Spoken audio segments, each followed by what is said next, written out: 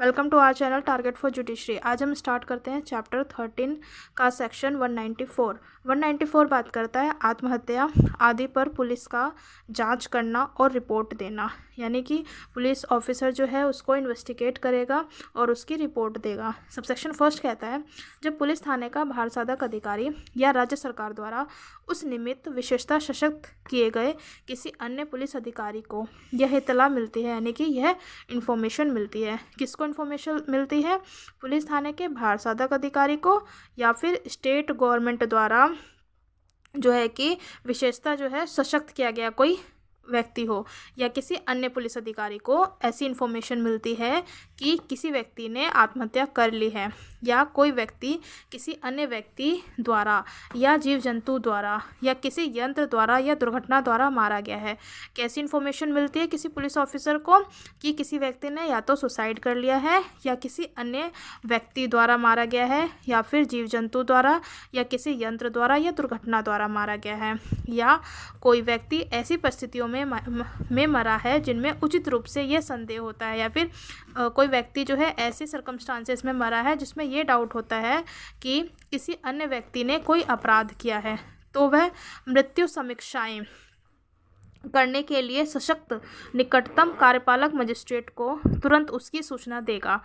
यानी कि जो है ये कहता है कि जब किसी पुलिस अधिकारी को या स्टेट गवर्नमेंट द्वारा ऑथराइज किसी अन्य पुलिस अधिकारी को ऐसी इन्फॉर्मेशन मिलती है कि किसी व्यक्ति ने या तो सुसाइड कर लिया है या किसी व्यक्ति द्वारा मारा गया है या फिर जीव जंतु द्वारा या किसी यंत्र या दुर्घटना द्वारा मारा गया है, तो फिर ऐसी कंडीशन में जो है या फिर कोई ऐसी परिस्थितियां हैं जिनमें ये संदेह होता है कि किसी अन्य व्यक्ति ने कोई अपराध किया है, तो वहाँ पर मृत्यु जो है समीक्षाएं करने के लिए, यानी कि जो डेथ की इंक्वेस्ट रिपोर्ट बोलते हैं इसको, मृत्यु समीक्षाएं यानी कि डेथ की जो इंक्वेस्ट रिपोर्ट होती है उसको करने के लिए जो सशक्त हैं, जो एम्पावर किया गया नियरेस्ट जो एग्जीक्यूटिव मजिस्ट्रेट हो उसको जो है तुरंत उसकी सूचना देगा। और जब तक राज्य सरकार द्वारा विहित किसी नियम द्वारा या जिला या उपखंड मजिस्ट्रेट के किसी साधारण या विशेष आदेश द्वारा या अन्यथा निर्दिष्ट ना हो वह उस स्थान को जाएगा, या ऐसे जो है मृत व्यक्ति का शरीर है जो और वह वहाँ पड़ोस के 2 या अधिक प्रतिष्ठित निवासियों की उपस्थिति में अन्वेषण करेगा। यानी इन्वेस्टिगेशन जो है वो 2 या 2 से अधिक जो प्रतिष्ठित निवासी होंगे उनकी प्रेजेंट में इन्वेस्टिगेशन किया जाएगा, और मृत्यु के दृश्यमान कारण और जो मृत्यु के जो रीजन में दिखाई देगा उसकी एक रिपोर्ट तैयार करेगा, जिसमें ऐसे घाव, अस्थिभंग और नीलों और क्षति के अन्य जो चिन्ह होंगे जो शरीर पर पाए जाएं उसका वर्णन होगा। और यह कथन होगा एक तो जो उसके पास जो भी इंजरी हुई है उस व्यक्ति का जो है वर्णन होगा, और यह कथन होगा, उसमें यह स्टेटमेंट भी लिखा होगा कि ऐसे चिन्ह किस प्रकार से और किस आयुध या उपकरण द्वारा यदि कोई हो किए गए प्रतीत होते हैं, यानी ये उससे मालूम होता है कि किस इंस्ट्रूमेंट वगैरह से मारा गया है, यानी वो सब डिटेल जो है कि ऐसे उसमें रिपोर्ट में लिखा जाएगा। सबसेक्शन 2 कहता है उस रिपोर्ट पर ऐसे पुलिस अधिकारी और अन्य अधिकारी द्वारा या उनमें से इतने द्वारा जो उससे सहमत हो, या तो पुलिस अधिकारी द्वारा या अन्य व्यक्ति द्वारा जो उससे एग्री होते हों, उनके हस्ताक्षर किए जाएंगे,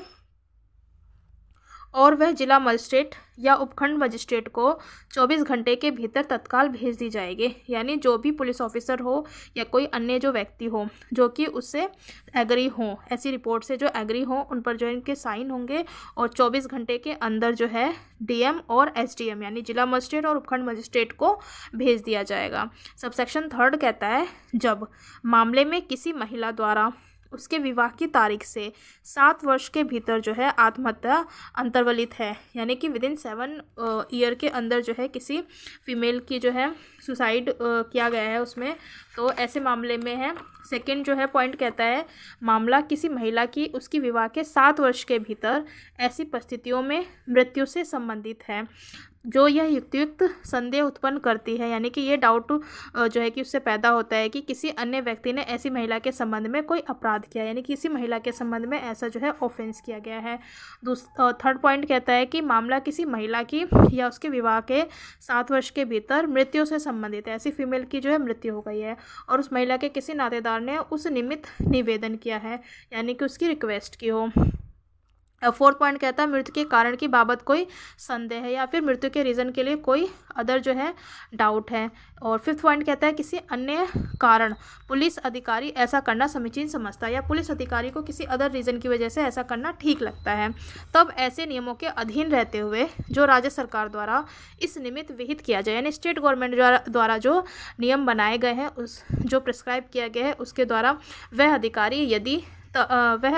यदि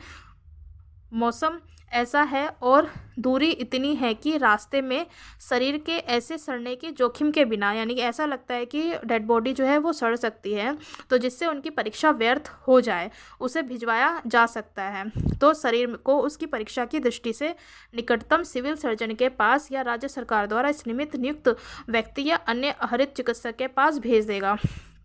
यानी जब किसी डेड बॉडी को जो है किसी कहीं अन्य भेजने की जगह ऐसा लगता है कि उसकी जो डेड बॉडी है वो सड़ सकती है, तो ऐसी कंडीशन में जो है उसे नियरेस्ट जो सिविल सर्जन होगा उसके पास भेज दिया जाएगा, या फिर स्टेट गवर्नमेंट द्वारा जो नियुक्त कोई जो है हरित चिकित्सक है उसके पास भेज दिया जाएगा। सबसेक्शन 4 कहता है निम्नलिखित मजिस्ट्रेट मृत्यु समीक्षा करने के लिए सशक्त है, यानी कि जो इंक्वेस्ट है रिपोर्ट उसको करने के लिए सशक्त है, अर्थात कोई जिला मजिस्ट्रेट या उपखंड मजिस्ट्रेट और राज्य सरकार द्वारा या जिला मजिस्ट्रेट द्वारा इस निमित्त विशेषतः सशक्त किया गया कोई अन्य कार्यपालक मजिस्ट्रेट है। यानी कि जो इंक्वेस्ट रिपोर्ट तैयार की जाती है वो जो है या तो डीएम द्वारा या एसडीएम द्वारा, स्टेट गवर्नमेंट द्वारा जो है कि या फिर किसी अन्य जो है विशेषतः सशक्त किया गया कोई अन्य कार्यपालक मजिस्ट्रेट द्वारा किया जा सकता है। सेक्शन 195 कहता है व्यक्तियों को समन करने की शक्ति, पावर टू समन पर्सन, यानी कि जो व्यक्ति को समन किया जा रहा है उसके पावर की बात करता है। सबसेक्शन 1 कहता है धारा 194 के अधीन कार्यवाही करने वाला, यानी कि जो प्रोसीडिंग करने वाला कोई पुलिस अधिकारी है या यथापूर्वोक्त 2 या अधिक व्यक्तियों को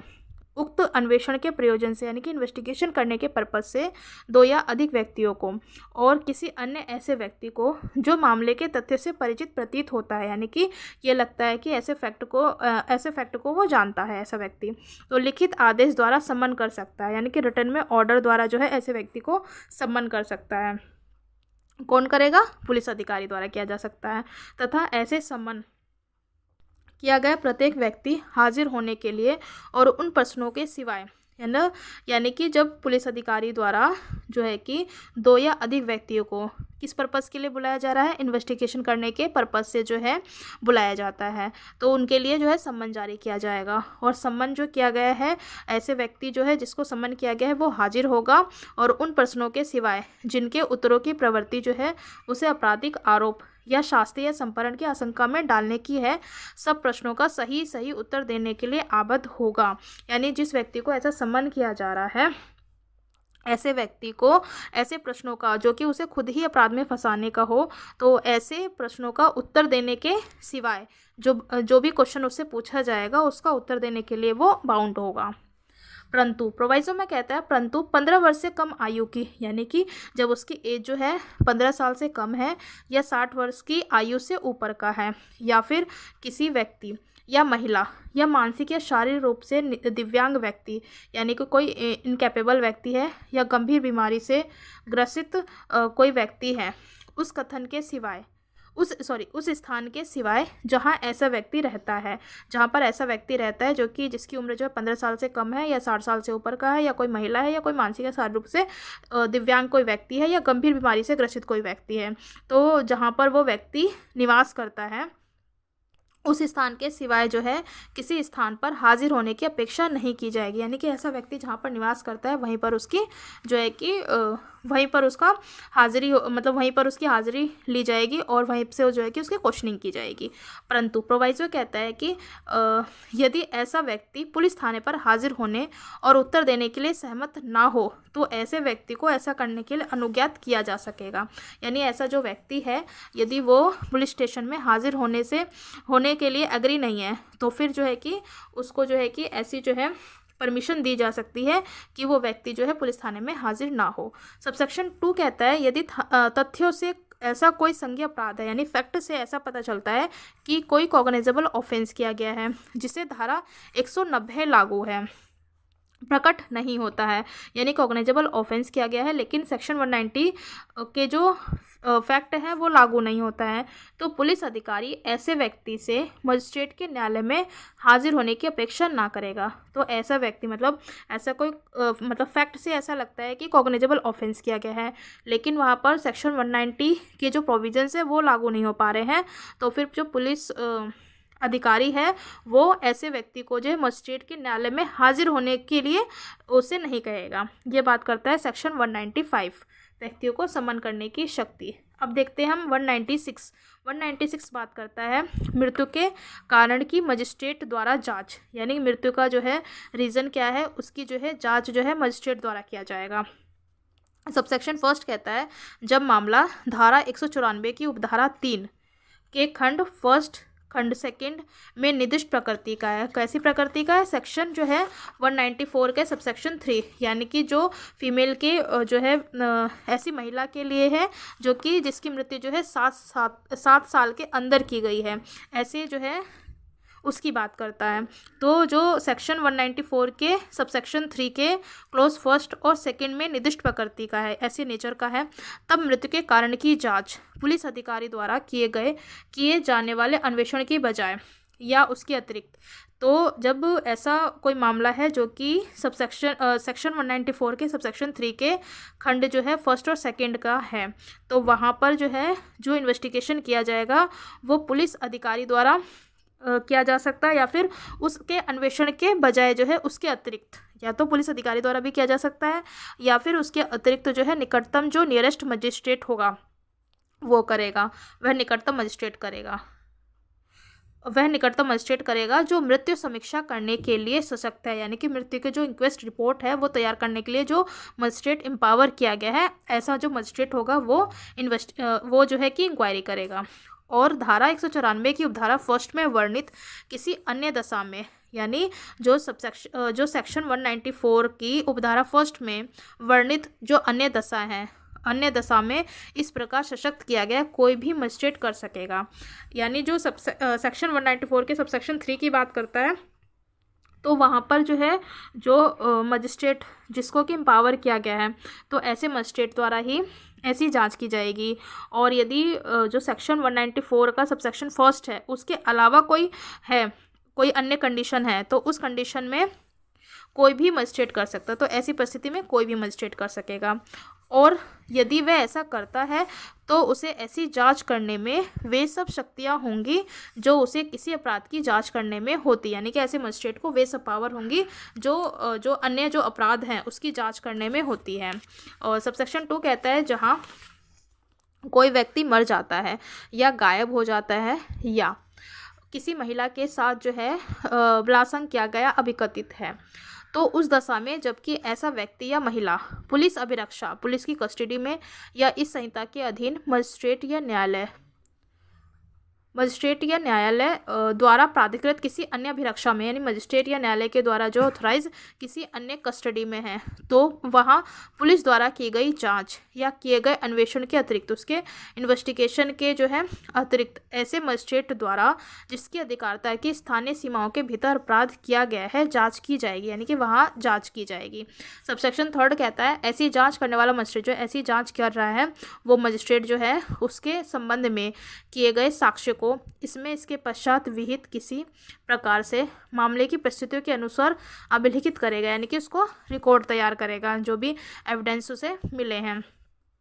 सबसेक्शन 4 कहता है जब कभी ऐसे मजिस्ट्रेट के विचार में समीचीन है कि वह किसी व्यक्ति के जो पहले ही गाड़ दिया गया है, यानी कि ऐसा मजिस्ट्रेट को जो है कि जो इंक्वायरी कर रहा है उसके बाद ऐसा प्रतीत होता है कि जो डिसीज पर्सन है, यानी जो मृतक व्यक्ति है उसको पहले ही गाड़ दिया गया है, या फिर मृत शरीर की इसलिए परीक्षा की जाए कि उसके मृत्यु के कारण का पता चल सके, यानी कि उसकी जो बॉडी है उसकी इसलिए जाँच की जानी चाहिए ताकि उसके मरने का कारण पता चल सके, तब मजिस्ट्रेट जो है उस शरीर को जो है निकलवा सकता है और उसकी परीक्षा कर सकता है, यानी इसका एग्जामिनेशन भी कर सकता है और उस शरीर को निकलवा सकता है। सबसेक्शन 5 कहता है जहाँ कोई जांच इस धारा के अधीन की जानी है, यानी जहाँ पर कोई जांच जो है इस सेक्शन के अधीन की जानी है, वहाँ मजिस्ट्रेट जहाँ कहीं साध्य यानी कि जहाँ पर भी पॉसिबल है मृतक के उन नातेदारों को जिनके नाम और पता ज्ञात है इतला देगा और उन्हें जांच के समय उपस्थित रहने की अनुज्ञा देगा। यानी सबसेक्शन 5 ये कहता है कि जहाँ पर जो है ऐसी जांच की जा रही है और मजिस्ट्रेट को ऐसा लगता है कि मृतक के जो नातेदार हैं जिनका कि उसको नाम और पता ज्ञात हो, तो ऐसे व्यक्ति को जो है इन्फॉर्मेशन देगा और जांच के समय जो है ऐसे जो पर्सन है मतलब जो उसके रिश्तेदार हैं उसको उपस्थित रहने के लिए परमिशन दिया जाएगा। सबसेक्शन 6 कहता है उपधारा 2 के अधीन कोई जांच या अन्वेषण करने वाला मजिस्ट्रेट या कार्यपालक मजिस्ट्रेट, या तो कोई मजिस्ट्रेट हो जो ऐसी इंक्वायरी या इन्वेस्टिगेशन कर रहा है, या कोई एग्जीक्यूटिव मजिस्ट्रेट हो यानी कार्यपालक मजिस्ट्रेट, या पुलिस अधिकारी। कौन कौन जांच कर रहा है यहाँ पर? या तो कोई मजिस्ट्रेट है, या कोई कार्यपालक मजिस्ट्रेट है, या पुलिस अधिकारी है। किसी व्यक्ति की मृत्यु के 24 घंटे के भीतर उसकी परीक्षा किए जाने की दृष्टि से शरीर को निकटतम सिविल सर्जन या अन्य हृदय चिकित्सक को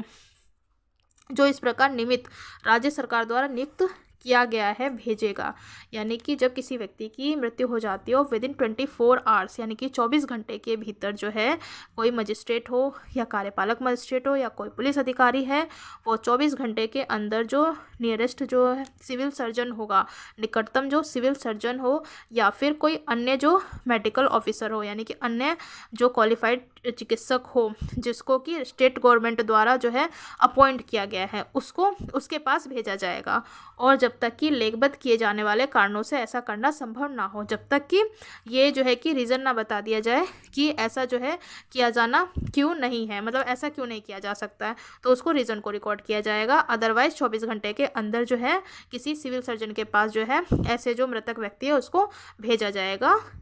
जाँच करने के लिए, उसकी जांच करने के लिए। स्पष्टीकरण में कहा गया है कि इस धारा में नातेदार पद से नातेदार कौन होगा यानी रिलेटिव से में कौन कौन आएगा, तो उसमें कहा गया है कि माता पिता, संतान, भाई बहन या पति पत्नी अभिप्रेत है। तो इस तरीके से आज हमारा चैप्टर 13 कंप्लीट हो चुका है। अच्छा लगा हो तो please like, share and subscribe. Thank you.